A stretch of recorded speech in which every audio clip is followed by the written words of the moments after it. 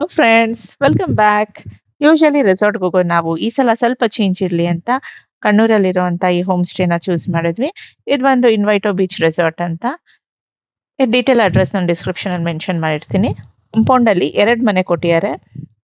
2 ಮನೆಯಲ್ಲೂ 2 bedrooms, totally 4 bedrooms ಇದೆ. 3 bathrooms ಇದೆ ಅಂಡ್ ಪೂಲ್ ಕೂಡ ಪ್ರೊವೈಡ್ ಮಾಡಿದ್ದಾರೆ. 24 ಅವರ್ಸ್ ಸೆಕ್ಯೂರಿಟಿ ಕೂಡ ಇದೆ ಅಂಡ್ ಬೀಚ್ ಕೂಡನು ಅಷ್ಟೇ ಇಲ್ಲಿಂದ ಆಲ್ಮೋಸ್ಟ್ ಒಂದು 200 ಮೀಟರ್ಸ್ ಡಿಸ್ಟೆನ್ಸ್ ಅಲ್ಲಿ ಇದೆ ಏನೋ ಅಷ್ಟೇ. 2 ಮನೆ ಇದೆ ಅಂತ ಹೇಳಿದ್ನಲ್ಲ. ಫಸ್ಟ್ ಇದು ಸ್ವಲ್ಪ ದೊಡ್ಡದಾಗಿದೆ. ಈ ಮನೆ ಒಳಗಡೆ ಹೇಗಿದೆ ಅಂತ ನೋಡೋಣ ಬನ್ನಿ. ಸೊ ಹೋಗ್ತಿದ್ದಂಗೆ ಇಲ್ಲಿ ಒಂದು ಬೆಡ್‌ರೂಮ್ ಸಿಗತ್ತೆ. ಬೆಡ್‌ರೂಮ್ ವಿತ್ ಅಟ್ಯಾಚ್ ಬಾತ್ರೂಮ್ ಕೊಟ್ಟಿದ್ದಾರೆ. ಫ್ಯಾನ್, ಎಸಿ ಮತ್ತೆ ಟಿವಿ ಎಲ್ಲ ರೂಮ್ಸ್‌ಗೂ ಪ್ರೊವೈಡ್ ಮಾಡಿದ್ದಾರೆ. ಇದ್ರ ಆಪೋಸಿಟ್ ಇನ್ನೊಂದು ಬೆಡ್‌ರೂಮ್, ಅದು ಕೂಡ ಅಟ್ಯಾಚ್ ಬಾತ್ರೂಮ್ ಕೊಟ್ಟಿದ್ದಾರೆ.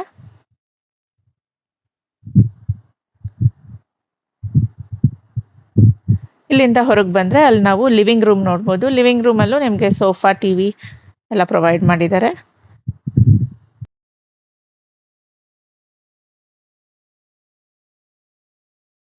ಈ ಕಡೆ ವಾಶ್ ಬೇಸಿನ್ ಏರಿಯಾ, ಇಲ್ಲಿ ಯುಟಿಲಿಟಿ, ಇಲ್ಲಿ ವಾಷಿಂಗ್ ಮೆಷಿನ್ ಇದೆ ಅಂಡ್ ಇಲ್ಲಿ ಸ್ವಲ್ಪ ಗಾರ್ಡನ್ ತರ ಮಾಡಿದ್ದಾರೆ. ಈ ಕಡೆ ಬಂದ್ರೆ ಕಿಚನ್ ಇದೆ. ಕಿಚನ್ ಅಲ್ಲಿ ಫ್ರಿಡ್ಜ್, ಇಂಡಕ್ಷನ್ ಸ್ಟವ್ ಎಲ್ಲ ಕೊಟ್ಟಿದ್ದಾರೆ. ನಾವೇ ಕುಕ್ ಮಾಡ್ಕೋಬಹುದು. ಇಲ್ಲ ಅಂದ್ರೆ ಅಲ್ಲಿ ಹೆಲ್ಪ್ ಇದ್ದಾರೆ, ಅವರು ಕಾಫಿ, ಟೀ, ಬ್ರೇಕ್ಫಾಸ್ಟ್ ಎಲ್ಲ ಮಾಡ್ಕೊಡ್ತಾರೆ ಕೇಳಿದ್ರೆ. ಇಲ್ಲ ಅಂದ್ರೆ ನಾವೇ ಕುಕ್ ಮಾಡ್ಕೋಬಹುದು. ಅದೇ ಕಾಂಪೌಂಡ್ ಅಲ್ಲಿ ಇನ್ನೊಂದು ಚಿಕ್ಕ ಮನೆ ಇದೆ ಅಂತ ಅಂದಲ್ಲ. ಈ ಪ್ರಾಪರ್ಟಿಯಲ್ಲಿ 2 ಬೆಡ್‌ರೂಮ್, ಕಾಮನ್ ಬಾತ್ರೂಮ್ ಕೊಟ್ಟಿದ್ದಾರೆ. ಈ ಕಡೆ ಕಾಮನ್ ಬಾತ್ರೂಮ್ ಇದೆ. ಇದು ಕಿಚನ್, ಇದು ಲಿವಿಂಗ್ ಏರಿಯಾ. ಈ ಕಡೆ ಒಂದು ಬೆಡ್‌ರೂಮ್ ಇದೆ.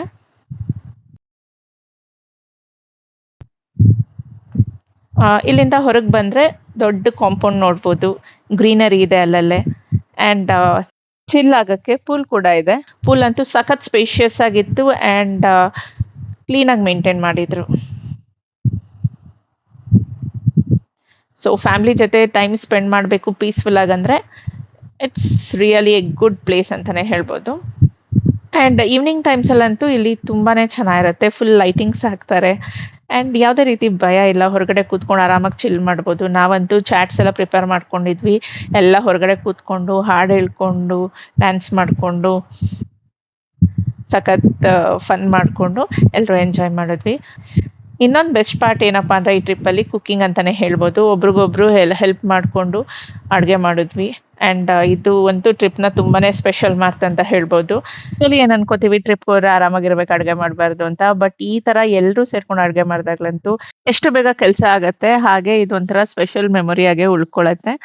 ಇದೇ ರೀತಿ ನೀವು ನಿಮ್ಮ ಫ್ರೆಂಡ್ಸ್, ಫ್ಯಾಮಿಲಿ ಅಥವಾ ಕಸಿನ್ಸ್ ಜೊತೆ ಹೋಮ್ ಸ್ಟೇನ ವಿಸಿಟ್ ಮಾಡಿ. ಹಾಗೆ ನೀವೇ ಕುಕ್ ಮಾಡ್ಕೊಳ್ಳಿ. ಅದೊಂಥರ ಡಿಫ್ರೆಂಟ್ ಎಕ್ಸ್ಪೀರಿಯನ್ಸ್ ಆಗಿರುತ್ತೆ.